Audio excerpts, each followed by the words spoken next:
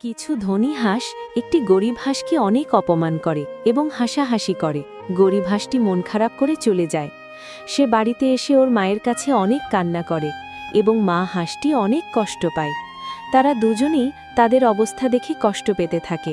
তারপর মা হাঁসটি তার জমানো টাকা বের করে আনে এবং তার বাচ্চাকে টাকা দেয় ও কাজ করে টাকা ইনকাম করতে বলে। বাচ্চা হাঁসটি শহরে বেরিয়ে পড়ে কাজ খোঁজার জন্য। অনেক ভাবার পর সে রিকশার দোকানে যায় এবং কিছু টাকা দিয়ে ও কিছু টাকা বাকি রেখে একটি রিকশা কেনে। সে প্রতিদিন অনেক কষ্ট করে রিকশা চালাতে থাকে এবং দিন শেষে অগাধ পরিশ্রমের পর কিছু টাকা পায়। রাতে সে টাকা জমাতে থাকে এবং নতুন কিছু ভাবতে থাকে কি করা যায়।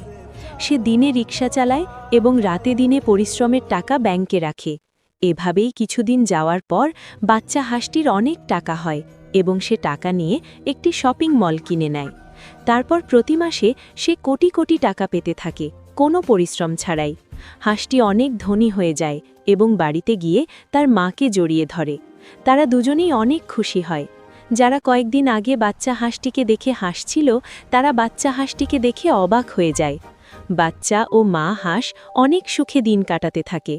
বাচ্চা হাঁসটি তার পরিশ্রমের ফল পেল, কিন্তু তারা কাঁদছে কারণ তোমরা কেউ লাইক সাবস্ক্রাইব করলে না।